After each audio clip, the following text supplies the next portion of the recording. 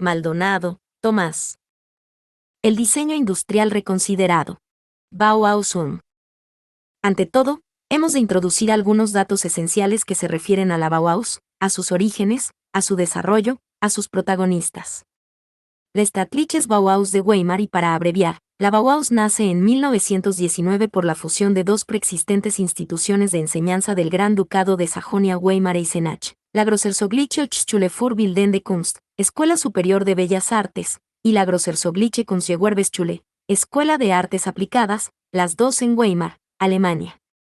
Esta segunda escuela había sido fundada en 1906 por H. van de Velde, y a su vez era emanación directa del Kunstgewerbliche Seminar, Seminario de Artes Aplicadas, creado por iniciativa del propio van de Velde en 1903. A propuesta de este último, se confiará a W. Gropius, 1883-1969, el cargo de director de la Bauhaus, que desempeñará hasta 1928. H. Meyer, 1889 a 1954, será director de 1928 a 1930. L. Mies van der Rohe, 1886 a 1969, de 1930 hasta la clausura definitiva del instituto, en 1933. La historia de la Bauhaus suele dividirse en tres periodos, que corresponden a los tres directores, o bien a las tres ciudades en que tuvo su sede: Weimar, 1919 a 1924, Dessau, 1925 a 1930, y Berlín-Steglitz, 1930 a 1933. El periodo de la dirección de Gropius se subdivide con frecuencia en dos fases: la fase de Itten, que va de 1919 a 1923, y la fase de después de Itten, que va de 1923 a 1928. J. Itten, 1888 a 1967, fue llamado a la Bauhaus como Meister en 1919. Representaba la tendencia místico-expresionista, que tuvo una gran influencia en el desarrollo de la didáctica de la Bauhaus, sobre todo en los primeros años. En 1923, y debido a sus divergencias con Gropius, Itten se verá obligado a abandonar el instituto. Lo sustituirá L. Moholy-Nagy, 1895 a 1946, cuyo enfoque didáctico, aunque permanezca fiel al planteamiento de la actividad de Itten, estará fuertemente influido por la estética del constructivismo. Para reforzar esta nueva orientación, se agregará J. Albers, 1888 a 1976, alumno de la Bauhaus nombrado Meister en el mismo año 1923. En 1926 se decidirá completar el nombre del instituto con el añadido de Hochschule für Gestaltung, Escuela Superior de Proyectación, para precisar mejor su objetivo principal. Hasta aquí los datos esenciales. La contribución de la Bauhaus al diseño industrial no puede ser tratada, como suele hacerse, sin tener en cuenta las condiciones socioeconómicas y culturales particulares de Alemania, antes y durante la República de Weimar. No es casual que la República de Weimar y la Bauhaus tengan la misma fecha y lugar de nacimiento, y la misma fecha de desaparición: 1933.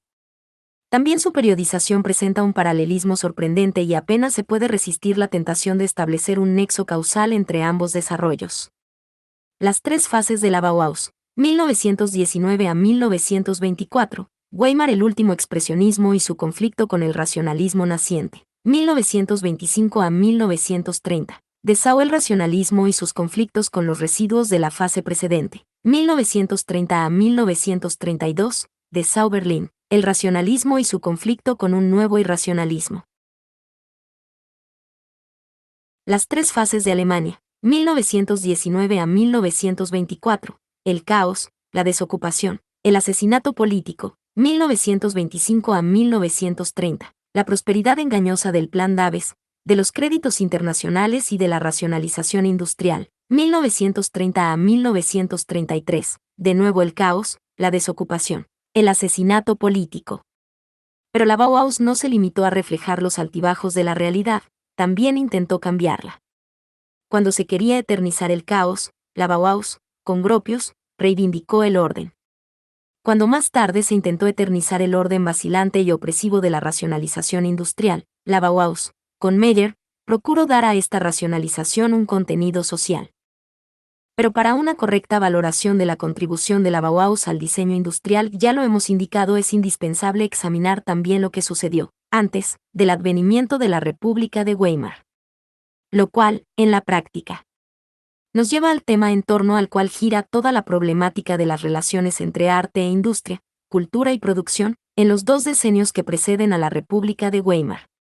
Es decir, al tema que hace poco hemos discutido, el del Fordismo, de la productividad, de la racionalización y de la tipificación. La primera pregunta que se formula es de qué manera y en qué medida el debate de aquel momento condicionó, más o menos directamente, el ulterior itinerario de la Bauhaus. La respuesta se ha de buscar sobre todo en la posición que el propio Gropius, el protagonista principal de la Bauhaus, había adoptado en el debate de aquellos años. No se ha de olvidar que, desde el principio, estaba muy ligado a Behrens, y por tanto a la corriente que, con las contradicciones que hemos observado, buscaba una mediación cultural frente a la industria. De 1907 a 1910, Gropius colaboró como asistente jefe en el estudio de Behrens, precisamente en el periodo en que se realizaron los primeros trabajos para la AEG. Fue Behrens, recuerda Gropius, quien me introdujo por vez primera en el tratamiento sistemático de los problemas arquitectónicos. Durante el periodo en que colaboré en sus importantes trabajos, y en el curso de innumerables coloquios con él y con otras personalidades importantes del Deutsche Werkbund, me formé mi propia opinión sobre la construcción y sobre las funciones fundamentales de la arquitectura. No es difícil imaginar que el joven Gropius tuviera una opinión propia, mucho más rígida, más explícita, en una palabra, más polémica que la que sostenía su maestro. En este sentido, resulta interesante analizar el Programm zur Gründung einer allgemeinen Ausbaugesellschaft auf Kunstlerische y Flichergrundlage, programa para la fundación de una sociedad general de construcciones sobre una base artística unitaria, que Gropius presenta en 1910, quizá por mediación del propio Behrens, al presidente de la AEG, E. Rathenau, 1838 a 1915, padre de Walter, programa que no se ha hecho público hasta 1962. En este texto, Gropius expone, casi con un alegre optimismo empresarial, sus ideas para una sociedad de proyección integral para la construcción. Sus reflexiones están desprovistas de cualquier retórica cultural, es el lenguaje voluntariamente crudo, tajante, muy businesslike de quien quiere persuadir a un gran industrial. Y por esta razón, el documento tiene un interés excepcional. La nueva empresa que se prospecta y dice Gropius unificará, por medio de la idea de la industrialización, el trabajo artístico del arquitecto y el económico del empresario. Después de un triste interregno, nuestro tiempo vuelve hacia un estilo que respeta la tradición y se opone al falso romanticismo. Funcionalidad y solidez vuelven a ganar terreno. Se trata pues de una adhesión explícita a la corriente de la racionalización y de la tipificación, y no menos clara aparece su forma de entender las relaciones entre cultura y producción. Sin embargo, Gropius no tardará en adoptar una posición evanescente, nebulosa, saturada de equívocos idealistas de todo tipo. No debe olvidarse que aquellos eran los años en que el expresionismo alemán naciente hallaba su legitimación en los postulados del vitalismo filosófico. Y por vitalismo filosófico entendemos, no solamente la filosofía de la vida de W. Dilthey, 1883 a 1911, sino también las formas degradadas de esta corriente, como la que representa el protonazi H. S. Chamberlain, 1855 a 1927, y L. Klages, 1872 a 1956. La idea de que la civilización sofoca la cultura se debe a Chamberlain, la de que el Geist, espíritu, intelecto, sofoca el CL, alma, se debe a Klages. Esta temática será recogida por todos los exponentes de la tendencia productivista, Mutesius, Rathenau, Behrens, que precisamente cita con frecuencia a Chamberlain, e incluso el propio Gropius. En el artículo Die Entwicklung moderner Industriebaukunst, el desarrollo del moderno arte de construir, de 1913, Gropius escribe: el artista posee la capacidad de infundir un alma al producto inanimado de la máquina, su fuerza creadora continúa viviendo como fuerza vital. Por ello, su participación es un lujo, un añadido benévolo, sino que ha de ser parte fundamental, esencial, del proceso general de la industria moderna. El componente vitalista expresionista irá cobrando cada vez más fuerza en el estilo expositivo de Gropius. La verdad es que en la Alemania de entonces era difícil para un intelectual resistir al influjo de una corriente que, como el expresionismo, volvía a proponer uno de los temas más queridos del viejo romanticismo alemán, el sentimiento de la vida. Ni siquiera los que militaban en las corrientes opuestas al expresionismo, como era el caso de Gropius, querían sentirse excluidos de la revolución expresionista. No sabían todavía que, como decía Brecht, solo se trataba de una pequeña revolución alemana.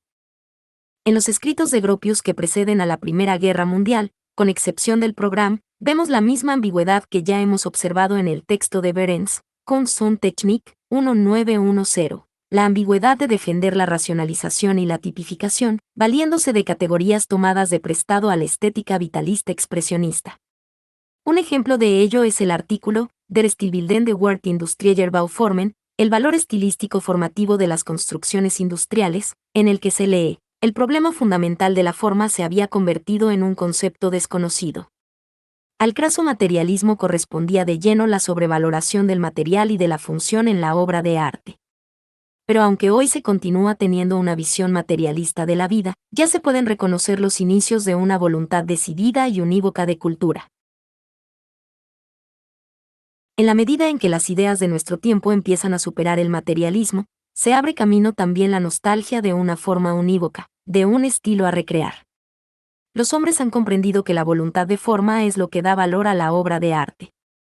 Se ha creído ver en el manifiesto inicial de la Bauhaus 1919 una fractura con los escritos precedentes de Gropius. Ciertamente, el manifiesto es un texto expresionista, y muchas cosas más, un texto arts and crafts, un texto corporativista medievalista, quizá también un texto de inspiración masónica.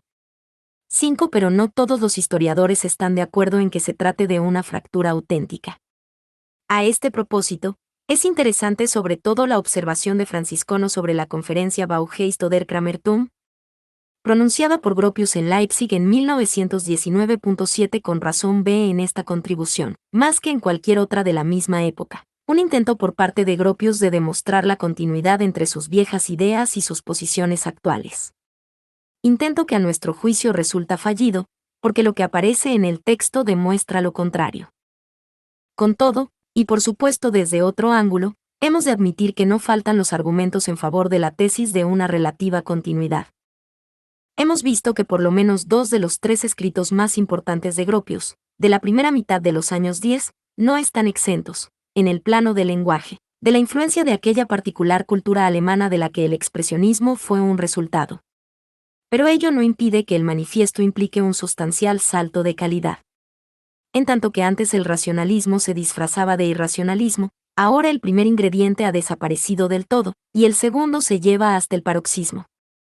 La verdadera fractura se produce en Gropius más tarde, y tendrá un sentido opuesto al que se suele atribuir al manifiesto.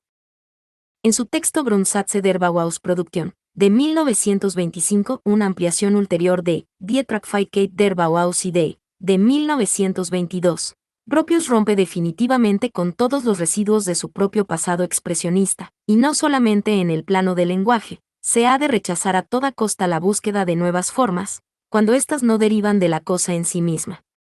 Y así, hemos de rechazar la aplicación de ornamentos puramente decorativos, ya sean estos históricos o frutos de la invención. La creación de lipos, para los objetos de uso cotidiano es una necesidad social. Las exigencias de la mayor parte de los hombres son fundamentalmente iguales.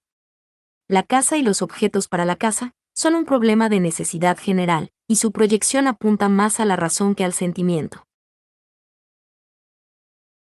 La máquina que produce objetos en serie es un medio eficaz para liberar al hombre, mediante el empleo de fuerzas mecánicas como el vapor o la electricidad, del trabajo necesario para la satisfacción de las necesidades vitales, un medio para procurarse los distintos objetos, pero más bellos y más baratos que los hechos a mano.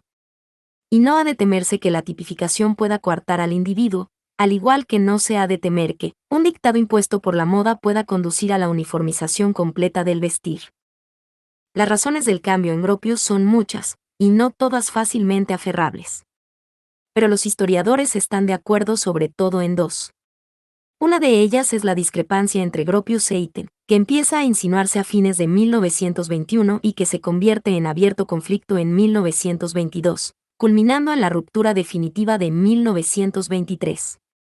La otra es el impacto producido sobre Gropius y la Bauhaus por la acción didáctica y propagandística desarrollada en Weimar, de 1921 a 1923, por Th. Vandersberg, 1883 a 1931. Sobre la naturaleza de las ideas profesadas por Itten, hoy disponemos de muchos testimonios directos, pero los más determinantes son los del propio Itten. Entre otras cosas, cuenta que la lectura de Untergang des Abendlandes 1918, de O. Spengler, 1880 a 1936, le había llevado a una actitud de rechazo global de la civilización técnico-científica y a un interés creciente por las doctrinas y por las prácticas místicas orientales. El resultado de este interés es su adhesión fanática al mazdeísmo persa, movimiento fundado por el tipógrafo polaco-americano O. Hanisch, 1854 a 1936, que se proponía reunir, en una vasta operación sincrética, el zoroastrismo, el cristianismo primitivo y el budismo, imponiendo a sus adeptos unas prácticas naturistas precisas, principalmente ejercicios respiratorios y severas normas en la alimentación y en el vestir. Evidentemente, cuando Gropius, a propuesta de Aloos, decide llamar a Itten para enseñar en Weimar, en 1919, no ignoraba sus inclinaciones místicas. Ya que además le había sido presentado un año antes por Alma Mahler, entonces esposa de Gropius, que también estaba interesada por el orientalismo y era participante activa de las sesiones teosóficas de Viena. Existe la sospecha mejor, la certeza de que el Gropius de 1919 simpatizaba con la actitud misticismo de Itten. No queremos afirmar que fuera partidario del mazdeísmo, pero una cosa es cierta, en aquel momento Gropius estaba convencido, con Itten, de que la liberación de los recursos expresivos del individuo podía ayudar, por sí misma, a trascender el desorden contingente del mundo. En otras palabras, lo que en aquel momento vinculaba a Gropius a Itten era la misma confianza en el voluntarismo espiritualista, en el poder demiúrgico del Geist, o mejor, de la Seele, en el sentido de Klages. Por lo tanto, no existían diferencias fundamentales entre Gropius e Itten, sino todo lo contrario. Itten es Gropius, anotaba O. Schlemmer, 1883 a 1943, en su Tagebuch 81, pero solamente 2 años más tarde, en la primavera de 1923. Después de un periodo de turbulentos contrastes personales con Gropius, Itten dejará definitivamente la Bauhaus. ¿Qué había sucedido? ¿Cómo se explica que Gropius se haya visto obligado de pronto a retirar su propio apoyo a Itten? Dentro de la Bauhaus, el primer enfrentamiento público entre las dos personalidades se registra a comienzos de 1922. Los documentos sobre el mismo, cartas, apuntes, etc., han sido hechos públicos recientemente. El motivo era aparentemente trivial, una enojosa cuestión a propósito de la adquisición de material para el taller de carpintería. Pero es evidente que el verdadero motivo se ha de buscar en otro ámbito, en el progresivo deterioro de aquella identidad a la que antes nos hemos referido. Y se ha de reconocer que quien la ha provocado no ha sido Itten. Sus puntos de vista siguen siendo los mismos. A lo sumo, ha habido de su parte un cambio de intensidad, no de contenido. Su posición misticismo se hace decididamente mística. Sin embargo, en Gropius se da un cambio sustancial. Su impaciencia frente a Itten está motivada por su deserción de aquel universo ideológico que poco antes le era propio y del que formaba parte el espiritualismo de Itten. En 1922, se concluye una fase para Gropius, la de sus correrías extravagantes en el pantano del expresionismo de la posguerra. Ya W. Worringer 1921 había denunciado la crisis del expresionismo. Y Gropius también era consciente de ello. Además de esta, también entraba en crisis otra corriente de ideas a la que Gropius se había adherido desde 1918, el movimiento organizado en torno al ambicioso programa de la November Group. Un programa que quería hacer converger en un solo frente de acción todas las corrientes del disenso que entonces se detectaban en la cultura alemana: expresionismo, vitalismo, nietzscheísmo, utopismo, anarquismo, voluntarismo, misticismo, socialismo, intuicionismo. Pero la mezcla no llegó a ser tan explosiva como habían imaginado M. Pechstein en West Boyenwir 1919 y Gropius en la respuesta a la encuesta JA. Stimmen des Arbeitsrats für Kunst in Berlin 1919, no sin cierto candor. La revolución del espíritu, Revolution des Geistes, no tuvo lugar. Ni ninguna otra. Así fue como Gropius, sin remordimientos, se dispuso a revisar drásticamente su posición, y a la vez la de la Bauhaus. Itten estaba predestinado a convertirse en el problema de la facción vencida. Sin duda no era un novembrista, pero representaba la tendencia más burda y más provinciana del irracionalismo. Y por esta misma razón, la más difícil de asimilar en un tejido que aspiraba a una renovación radical. En el caso de W. Kandinsky, 1866 a 1944, más urbano y cosmopolita, llegado a Weimar en medio de la crisis 1922, no se presentarán, en cambio, dificultades, aun cuando su concepción no era muy distinta del espiritualismo a ultranza de Itten. Con todo, sería injusto explicar la voluntad de cambio de Gropius solo desde el punto de vista de la dialéctica de las ideas, interna o externa, de la Bauhaus. Nos referimos al hecho de que en Gropius, la voluntad de cambio venía reforzada por su sagaz percepción de un eventual desarrollo futuro de la economía alemana. En aquellos años, se percibía en el aire que era inminente un cambio en la política económica de los aliados hacia Alemania. En realidad, ya se estaban desarrollando conversaciones secretas para una política de reparaciones menos severa, sostenida por otra parte con una política de créditos menos restringida. Lo cual se realizará más tarde, en 1924, con el Plan Daves, que por un breve periodo de tiempo ofrecerá a la gran industria alemana la posibilidad de proponer de nuevo el productivismo, es decir, de lanzar de nuevo una gestión racional de la producción capitalista. Con esta perspectiva, Gropius se encontraba frente a un dilema: o emprendía una renovación radical de la Bauhaus, o se arriesgaba a quedar marginado del último gran intento de salvación de la República de Weimar. Gropius optó por la primera alternativa. Y ello significó para él un retorno a sus posiciones de antes de la guerra, aunque esta vez con un enfoque más riguroso, más intransigente. En otras palabras, volver a situarse en el antiguo puesto de aquella serie de intelectuales que se han propuesto resolver racionalmente los conflictos de clase. El proceso de clarificación que llevó a Gropius a esta opción no fue tan sencillo como aquí, en aras de la brevedad, hemos indicado. Aunque las fuerzas que llevaron a ello no siempre se debieron a la única iniciativa de Gropius, como veremos a continuación, se le ha de reconocer el mérito de haber sabido guiarlas en el sentido que consideraba acertado.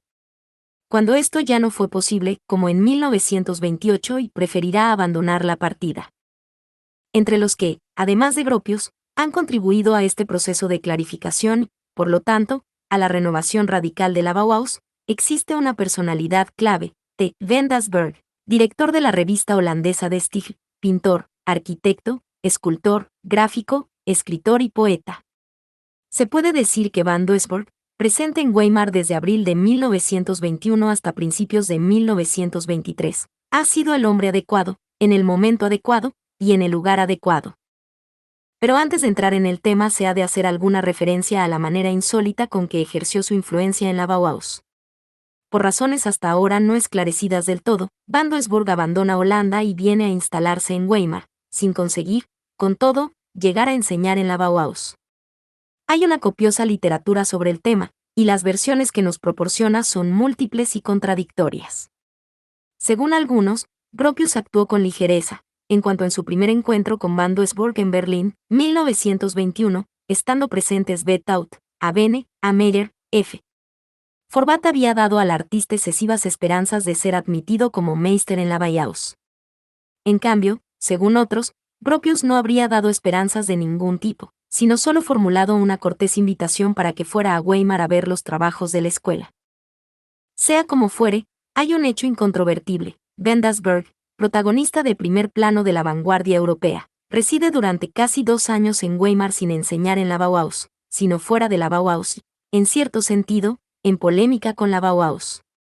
Sus conferencias y lecciones sobre el movimiento de Stig tienen lugar en el taller de su amigo K. P. Roll, muy frecuentado por la mayoría de los estudiantes de la Bauhaus. Van Doesburg denuncia el anacronismo de la ideología expresionista, dominante en la Bauhaus. Ataca ásperamente el curso preliminar. Borkhorst, de Itten, y también es muy explícito respecto a Gropius, define como absurdo e inconcebible son sus propias palabras que el arquitecto une las primeras obras de arquitectura racionalista. La Fagus ver que 1911 esté al frente de una corporación expresionista como la Bauhaus. Llama la atención sobre la importancia de la estética mecánica, es decir, de la estética que las nuevas posibilidades de la máquina han hecho posible en nuestro tiempo. Y correspondiendo a esta estética, propone un estilo elemental, con medios elementales. A la estética dominante en la Bauhaus de entonces, que exaltaba artesanía y el expresionismo irracional, Van Doesburg contrapone la estética Stihl, que celebra la máquina y el control racional del proceso creativo. Proclamé un repertorio de formas puras, es decir, de formas nacidas por un drástico reduccionismo, un limitado número de figuras, solo cuadrados y rectángulos, de cuerpos, solo paralelepípedos, y de colores, solo los fundamentales. En una palabra, la conocida morfología Stihl. Y aunque Van Doesburg haya sido combatido, y se dice que incluso amenazado, la influencia de sus ideas en la Bauhaus no tarda en hacerse sentir. De pronto, la morfología Stihl se convierte en un tema constante dentro de la Bauhaus. Es rechazada oficialmente por muchos, pero también muchos y con frecuencia los mismos la admiran secretamente. Esta es precisamente la actitud de Gropius. En el fondo, la morfología de Stihl venía a facilitar el cambio deseado por Gropius hacia el racionalismo. La morfología Stihl tenía que transformarse en morfología Bauhaus. Después de la partida de Itten, la responsabilidad de esta transformación no es confiada a Van Doesburg sino a L. Molinaghi, el joven húngaro constructivista. Más tarde Gropius reconocerá en la práctica esta influencia publicando en la serie de los Bauhausbücher, el libro de Van Doesburg, Grundbegriffe der neuen gestaltenden Kunst 1925, el de P. Mondrian, 1872, 1944, Neue Gestaltung 1925, y el de J. J. P. Aud, 1888 a 1964, Hollandische Architektur 1926.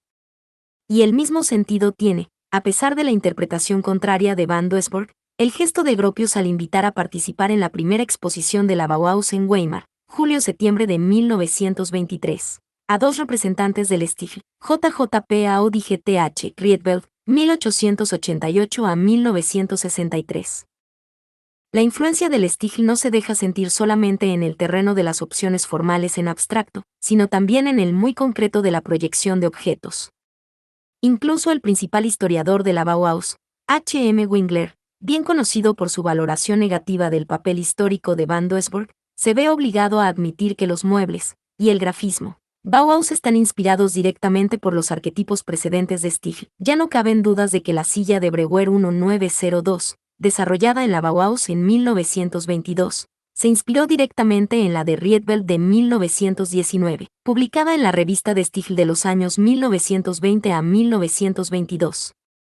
Lo mismo puede afirmarse de la escribanía de Dieckmann de 1924, que imita la de Rietveld de 1919, así como la lámpara colgada, de Gropius de 1923. Sigue el mismo principio de la de Rietveld, de 1920.37 también la reconstrucción del Stadttheater de Jena, 1922 a 1923, a cargo de Gropius y de A.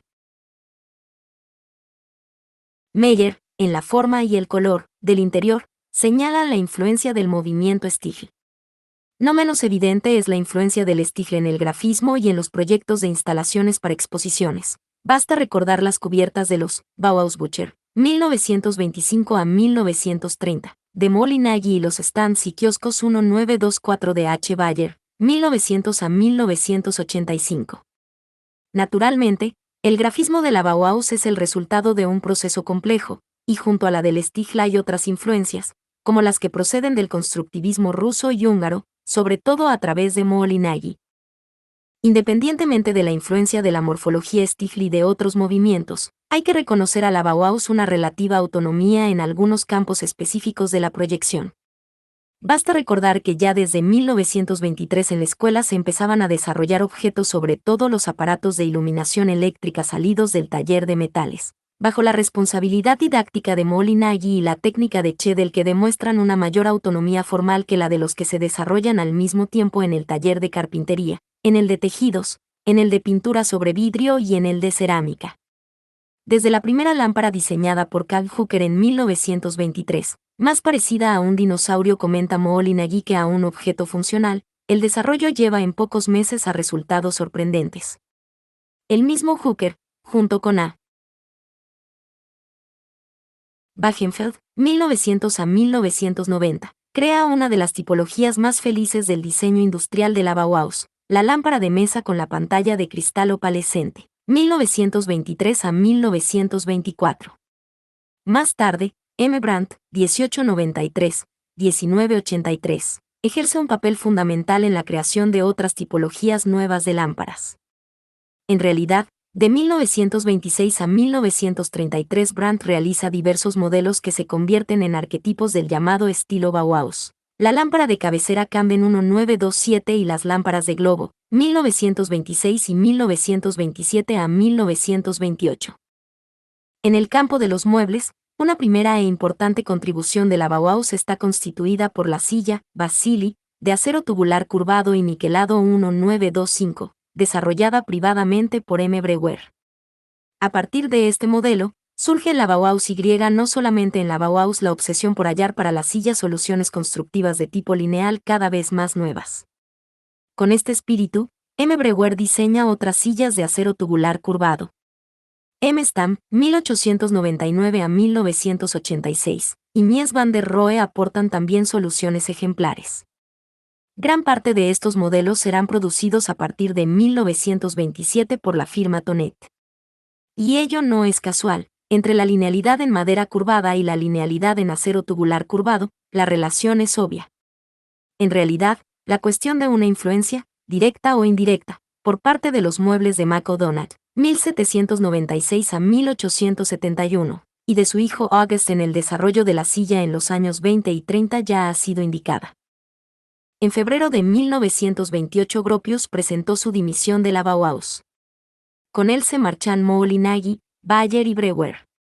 A propuesta de Gropius, es nombrado director H. Meyer, que un año antes se había hecho cargo de la responsabilidad de la nueva sección de arquitectura. De esta manera se cierra una fase y se abre otra. En 1923, Gropius había lanzado el eslogan Arte y Técnica, una nueva unidad. En el fondo, era una versión actualizada de la tesis de Behrens, ya presente en el texto comentado Kunst und Technik, de 1910. Pero con un ingrediente que faltaba en Behrens, la admisión de la esteticidad autónoma de la máquina. Porque Gropius, después de muchas vacilaciones y dilatorias, se decide a aceptar la estética mecánica de Van Doesburg. Aunque es consciente de los peligros que, por otra parte, él mismo denunciaba con frecuencia. Gropius se apropia del formalismo neoclasicista. O mejor, de un formalismo neoplasticista reelaborado a partir del constructivista. De esta manera, un nuevo criterio de composición de la forma, inspirado en la técnica, venía a sustituir al precedente, inspirado en la artesanía. Es decir, volvía a aparecer, vestida con un ropaje nuevo, la vieja idea académica de composición. Después de su furtiva travesía, novembrista, Gropius vuelve a su precedente tradición cultural, que era sustancialmente no política. Y si bien el nuevo formalismo no le entusiasmaba, por lo menos contribuía a legitimar culturalmente su falta de compromiso. La composición técnico-estética hace de sucedáneo de la recomposición social y política del mundo. El tecnicismo de Gropius puede, en rigor, interpretarse como una no política, observa Argan, en el sentido de que tiende a resolver o incluso a evitar, en la lúcida funcionalidad social, todo contraste ideológico. Otro motivo que nos recuerda a Mann y a aquellos intelectuales alemanes que ponen su distanciamiento de la contienda política, como condición para su compromiso en el plano de la cultura. Meyer lleva a la Bauhaus el espíritu de la revista suiza ABC Beitrage zum Bauen, 1924 a 1928, dirigida por H. Smith, 1893 a 1972, R. Roth y M. Stam, y de cuya redacción era miembro desde 1925. ABC representaba el funcionalismo técnico-productivista, en contraste con el funcionalismo técnico-formalista imperante en la Bauhaus después de 1923. La concepción de Meyer, antes de su llegada a Weimar, aparece claramente testimoniada en los documentales de ABC sobre el arte abstracto 1926, dirigido por él, y en el artículo Die Neue Welt, aparecido en la revista Das Werk 1926. Sobre todo en este último, se constata la influencia de las ideas sostenidas en aquellos años por Smith y Stamm, un funcionalismo basado fundamentalmente en la exaltación del productivismo, del antiesteticismo, del realismo, del colectivismo y el materialismo. La histérica irresolución de las artes aplicadas, afirma Melleres, es proverbial.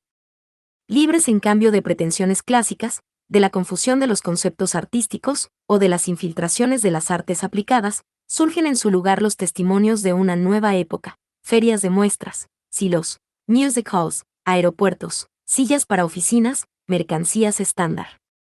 Todas estas cosas son producto de la fórmula, función X economía. No son obras de arte. El arte es composición, el objetivo es función. La idea de la composición de una escala marítima nos parece absurda y, ¿qué decir de la composición de un plan urbanístico o de un apartamento? Construir es un proceso técnico, no estético, y la idea de funcionalidad de una casa se opone a la de composición artística. Es una posición antiarte, cuya impronta no es dadaísta, sino probablemente constructivista rusa. Indudablemente, Meyer sigue en esto las huellas de Stamm, el cual, por sus contactos con el Lissitzky, 1890 a 1941, había adoptado una posición muy parecida a la de los partidarios rusos de la muerte del arte. 9 Para Meyer, como para Stamm, el arte en general, incluyendo el arte que postula una estética maquinista, entorpece el advenimiento de una cultura social libre de los vínculos burgueses del pasado. Todo arte, escribe Meyer en el periódico de la Bauhaus, repitiendo los argumentos de Die Neue Welt, es composición, y por ello es inadecuado. Toda vida es función, y por ello, no artística. Construir no es un proceso estético. Apenas asumida su función de director, por tanto, la actitud de Meyer es de clara oposición a las tesis sostenidas por su predecesor, principalmente a aquella relativa a la unidad entre arte y técnica. Pero también queda claro su repudio del llamado estilo Bauhaus. Según Meyer, el estilo Bauhaus, que a decir verdad, Gropius siempre negó, no era otra cosa que formalismo. En su amarga y mordaz carta a ese alcalde de Dessau, con motivo de su expulsión como director, Meyer describe en los siguientes términos el espíritu reinante en aquel momento en la Bauhaus. Teorías incestuosas impedían todo acceso a la figuración orientada hacia las necesidades de la vida. El cubo era el elemento fundamental, y sus caras eran amarilla, roja, azul, blanca, gris y negra. Este cubo de la Bauhaus se daba a los niños para jugar y a los snobs de la Bauhaus para solazarse en sus experimentaciones. El cuadrado era rojo. El círculo era azul. El triángulo era amarillo. Se dormía y permanecía sentado en la geometría coloreada de los muebles. Así, me encontré en una situación tragicómica. En mi calidad de director de la Bauhaus, combatía el estilo Bauhaus. No cabe duda de que el alejamiento de Meyer fue el resultado de una intriga de la derecha, tendente a neutralizar una pretendida politización hacia la izquierda de la Bauhaus, por obra de su director. Pero la explicación política no basta. Para llegar a una explicación más completa nos hemos de remontar a motivaciones menos contingentes, pero no por ello menos decisivas. Nos referimos al zigzagueante recorrido del capitalismo, sobre todo europeo, frente a las exigencias de racionalización y de tipificación del programa productivo de Ford. Sin duda, el estilo Bauhaus ha sido uno de los intentos más serios de dar una respuesta proyectual a estas exigencias. Lástima que esta respuesta llegó con retraso. Sin duda, Gropius tenía razón en su cambio de 1923, cuando imaginó que en Alemania se produciría un resurgimiento del programa productivista, pero no había podido prever que este resurgimiento durara tan poco tiempo. Cuando el estilo Bauhaus asume sus características definitivas, en torno a 1927, el programa productivista ya ha comenzado a mostrar su propia vulnerabilidad, y el capitalismo alemán se orienta ahora hacia una nueva estrategia. Ante esta perspectiva inquietante, los representantes del racionalismo reaccionan de dos maneras: o continúan defendiendo obstinadamente los estilemas formales elaborados en la Bauhaus de Gropius, o bien reniegan de ellos sin toto, proponiendo como alternativa un productivismo a ultranza. Esta es la posición de Meyer, una fuga hacia adelante. El productivismo, hasta aquel momento solo estrategia de la producción, viene propuesto de nuevo por Meyer como estrategia para el cambio radical de la vida cotidiana. En suma, una estrategia de la revolución cultural. Pero también Meyer llega con retraso. El intento ya había sido hecho en la Unión Soviética, inmediatamente después de la revolución, es decir, en condiciones mucho más favorables que las de Alemania en 1928, y se había demostrado un fracaso. Meyer, al igual que los constructivistas rusos, así víctima del antiguo sueño del intelectual europeo, presentarse como guía moral de la organización de clase. De 1930 a 1933, Mies van der Rohe asumirá la dirección de la Bauhaus, en sustitución de Meyer. Desde el punto de vista del diseño industrial es un periodo particularmente escaso de contribuciones tanto teóricas como prácticas. A partir de 1933, fecha de la clausura definitiva del instituto y del advenimiento del nazismo, los principales protagonistas de la Bauhaus abandonan Alemania. Albers, USA, 1933, Kandinsky, Francia, 1933, Kla, Suiza, 1933, Gropius, Inglaterra, 1934, y USA, 1937, Moll y Nagy, Inglaterra, 1934, y USA, 1937, Breuer, Inglaterra, 1935, y USA, 1937, Finine, USA, 1936, Bayer, USA, 1938, Hilbersheimer, USA, 1938, Mies van der Rohe, USA, 1938, Peterans, USA. 1939. Contemporáneamente a la diáspora, se produce el proceso de mitificación de la Bauhaus. Surge la leyenda de una Bauhaus identificada exclusivamente con el periodo 1923 a 1928 de la era de Gropius, la Bauhaus del estilo Bauhaus. El resto no existe, o poco menos. El periodo vitalista expresionista de Itten es presentado entre las brumas más confusas. Al periodo del funcionalismo productivista de Meyer es suprimido totalmente. Es así como, en los años 30, empieza a perfilarse un diseño industrial orientado hacia dos polos opuestos. Por un lado, hacia el estilismo sostenido por el capitalismo monopolista americano. Por otro, hacia el legendario estilo Bauhaus, propiciado por los protagonistas de la Bauhaus emigrados a Estados Unidos, y por un grupo de arquitectos, críticos e historiadores norteamericanos. La contraposición será más aguda con el correr del tiempo, en particular después de la primera exposición de la Bauhaus, en 1938, en el Museum of Modern Art, de Nueva York.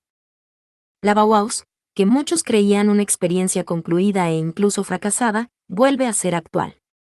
A. H. Barr, en la introducción al libro catálogo de H. Bayer, W. I. A. Gropius, escribe a este propósito: la Bauhaus no está muerta, vive y se desarrolla a través de los hombres que la han hecho, docentes y estudiantes, a través de sus realizaciones, de sus escritos, de sus principios, de su filosofía del arte y de la educación. Pero hemos de decir que la exposición de Nueva York, en cuanto estaba dedicada exclusivamente a ilustrar la era de Gropius, 1919 a 1928, ofrecía una presentación parcial de la Bauhaus. En otras palabras, no se hacía ver toda la Bauhaus, que vive y se desarrolla, como dice Barr, sino solamente una parte de esta. De esta presentación parcial resultaba una imagen idealizada de la Bauhaus, una comunidad de artistas docentes que, en armonía absoluta, elabora, además de una didáctica nueva, una nueva manera única acertada de proyectar objetos de uso. Esta versión de la Bauhaus produjo un enorme impacto en aquella corriente de la cultura americana que en los años 30 estaba buscando una alternativa al styling, que fuera más consistente que el Art Deco, de origen francés, tan difundido entonces. Y en este ámbito empieza a abrirse camino en Estados Unidos la idea de que ciertos objetos producidos por la industria pueden ser considerados de code design, es decir, objetos que, por su particular calidad formal, merecen ser considerados como ejemplares. Ciertamente, la idea no partía solamente de la exposición de la Bauhaus. En Estados Unidos se había producido unos años antes otra manifestación que había contribuido fuertemente a la idea del code design, la exposición Machine Art 1934, organizada por P.H. Johnson en el mismo Museum of Modern Art de Nueva York.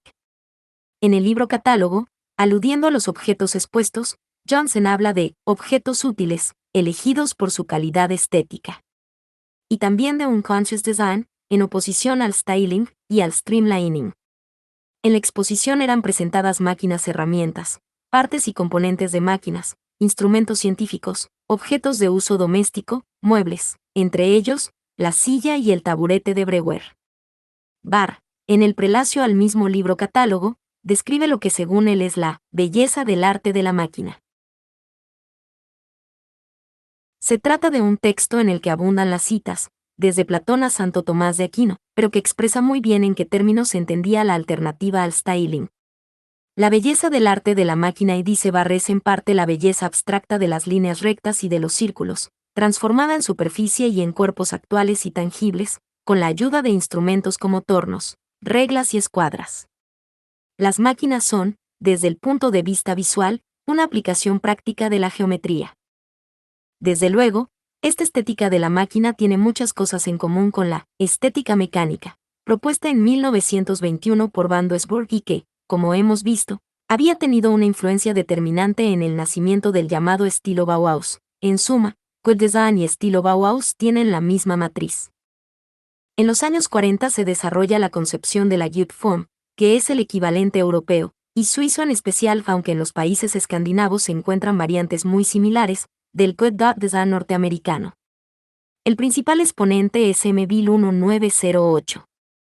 Aunque alumno de la Bauhaus de 1927 a 1929, es decir, en un periodo entre la dirección de Gropius y la de Meder, Bill es influido muy fuertemente por la orientación estético-formal, más que por la productivista funcionalista. De todos los alumnos de la Bauhaus, Bill ha sido la personalidad que ha sabido llevar esta orientación hasta sus consecuencias más extremas, tanto desde el punto de vista teórico como práctico. Forma, escribe Bill, lo que encontramos en el espacio. Forma es todo lo que podemos ver. Pero cuando oímos la palabra forma o reflexionamos sobre el concepto de forma, ello significa para nosotros algo más que una cosa que existe por casualidad. Desde un principio, asociamos al concepto de forma una calidad. Cuando hablamos de las formas de la naturaleza, pensamos en aquellas especialmente bien logradas. Cuando hablamos de las formas de la técnica no nos referimos a unas formas cualesquiera, sino a aquellas que consideramos particularmente válidas. La posición de Bill respecto al styling es clara. Comparados con los bienes de producción, los bienes de consumo están hoy mucho más sujetos a la moda. Y este campo se ha ampliado hasta abarcar los muebles y los automóviles. El consumo es más rápido. Y así, automáticamente, se abusa de la forma, convirtiéndola en un factor de incremento de ventas. Este desarrollo se manifiesta claramente en el estilo Stremli-Grossoning, que hoy ocupa el lugar que antes ocupaba la ornamentación. Por ello, si hoy reclamamos de nuevo las bellas formas, por motivos estéticos, no queremos que se nos comprenda mal, se trata siempre de formas vinculadas a la calidad y a la función del objeto. Se trata de formas honestas, no de invenciones para incrementar las ventas de productos de carácter inestable, sujeto a las modas. Se ha denunciado con frecuencia el formalismo implícito en la Gute Form de Bill, y la crítica es válida por muchos motivos. Con todo, se ha de reconocer que la cuestión del formalismo no puede ser planteada hoy en los mismos términos en que lo hacía Meyer en los años 1928 a 1929. El advenimiento del styling, de hecho, cambia radicalmente la problemática del diseño industrial, y por ende, la valoración del formalismo. No cabe duda de que la Gute Form se presenta, después de la Segunda Guerra Mundial, como la única actitud de disenso frente al dominio casi absoluto del styling. Y este es un mérito que se ha de reconocer a Bill. Con todo, la concepción de Bill se ha de examinar también en relación con los desarrollos europeos del diseño industrial en los años 50 y 60, sobre todo en relación con la Hochschule für Gestaltung, HFG, de Ulm, ex República Federal Alemana, de la cual Bill ha sido cofundador, junto con L. Scholl 1920 y O. Eicher 1922, y primer rector. Este instituto, inaugurado oficialmente en 1955 con un discurso de Gropius, se proponía retomar la tradición de la Bauhaus, interrumpida en 1933 por el nazismo. La escuela afirmaba Bill la continuación de la Bauhaus, Weimar de Sauberlin. Y se le añaden nuevas tareas, que hace 20, 30 años, no se consideraban tan importantes como ahora en el campo de la proyección. pero que significaba realmente para Bill una Hochschule für Gestaltung destinada a ser la continuación de la Bauhaus. ¿Cuáles eran las tareas nuevas que debían legitimar históricamente, por así decirlo, la continuación de la Bauhaus? Si bien Bill no ha sido tan explícito respecto en sus escritos, es bien sabido que aspiraba a una Hochschule für Gestaltung capaz de desarrollar, con todos los enriquecimientos del caso, la orientación estético-formal de la Bauhaus. Pero ya hemos visto que esta orientación presentaba aspectos demasiado vulnerables para constituir, por sí misma, la fuerza motriz del nuevo instituto. Lo mismo se puede decir de la didáctica de la Bauhaus, y de la estructura organizativa derivada de ella. En la Hochschule für Gestaltung de aquellos años se admite, en principio, la tesis de la continuación, pero no se admite comprenderla en términos de una mera restauración. O sea, de acuerdo sobre la Bauhaus, pero solamente tras una severa comprobación de la actualidad de sus presupuestos didácticos, culturales y organizativos. Pero esta exigencia lleva a una situación bastante anómala, y ciertamente paradójica. Ya está funcionando un excelente edificio con aulas y talleres perfectamente instalados. Hay ya un primer grupo de docentes y de estudiantes. Y de pronto se descubre que la validez del modelo elegido a Bauhaus todavía queda por demostrar. La ambigüedad de tal situación determina un clima de impaciencia y también de antipatía recíproca entre sus protagonistas. De esta manera surgen las primeras discrepancias entre Bill y sus colegas más jóvenes. 0. Eicher, H. Gugelot, 1920 a 1965, T. Maldonado 1922 y W. Seischek, 1917 a 1983. Y por distintas razones, entre las cuales cuentan en gran medida las diferencias personales, estas discrepancias se hacen insalvables, hasta que en 1956 Bill se verá obligado a dejar el cargo de rector. ¿Cuáles han sido los efectos del abandono de Bill en el desarrollo de la Hochschule für Gestaltung en los 12 años siguientes? Una cosa por lo menos queda clara: el cese de Bill no ha determinado un cambio, en bloque, del planteamiento que él había dado inicialmente a la Hochschule für Gestaltung. Sin embargo, ha habido cambios, e importantes, en un campo específico, el de la doctrina educativa y de su correspondiente expresión didáctica y organizativa. Cambia sustancialmente el plan de estudios, que refleja la importancia atribuida, en el nuevo concepto, a las disciplinas científicas y técnicas. Cambia el planteamiento didáctico del curso fundamental, Grundlehre, que intenta reducir al mínimo los elementos de activismo, intuicionismo y formalismo heredados de la didáctica propedéutica de la Bauhaus. Cambia, en fin, el programa del Departamento de Diseño Industrial, que se orienta definitivamente hacia el estudio y profundización de la metodología de la proyectación. Lo que más tarde se llamará el concepto Ulm, y que ejercerá una profunda influencia en todas las escuelas de diseño industrial del mundo, deriva precisamente de estos cambios. Pero si bien, desde el punto de vista pedagógico, existe claramente un antes y un después de Bill, no se puede decir lo mismo en lo que se refiere a los productos que los docentes de la Hochschule für Gestaltung, a veces con la colaboración de estudiantes y de asistentes, proyectaron para la industria. Se ha de reconocer que estos productos, en general, corresponden fielmente a una concepción de la forma del producto que Bill, con sus escritos y con su obra, había contribuido a precisar y cuyas raíces, como hemos indicado, se han de buscar en la orientación estético-formal de la Bauhaus. En los años 50, dos docentes de la Hochschule für Gestaltung, Gugelot y Eicher, hacen una aportación decisiva a la elaboración de la línea de los productos de la firma Braun, de Frankfurt. A partir de ahí se desarrollará el llamado estilo Braun, caracterizado por la búsqueda de una coherente uniformidad estilística de sus productos, es decir, de la unidad en la unidad.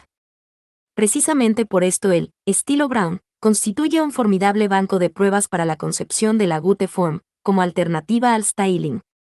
Es evidente que la Gute Form, acto de disenso según Bill, se hace acto de consenso, transformándose en estilo Braun. El neocapitalismo alemán ha actuado en este caso con refinada astucia, ha cooptado la Gute Form. Sería exagerado, e incluso injusto, afirmar que el estilo Braun, llamado también abusivamente estilo Ulm, sea algo parecido a un styling del neocapitalismo alemán. Pero una cosa es indudable: pone de manifiesto los límites reales del disenso de la Gute Form. Si esta lectura te está siendo útil, No olvides darle un me gusta y suscribirte, para que te enteres de los próximos textos que subiré de la cursada.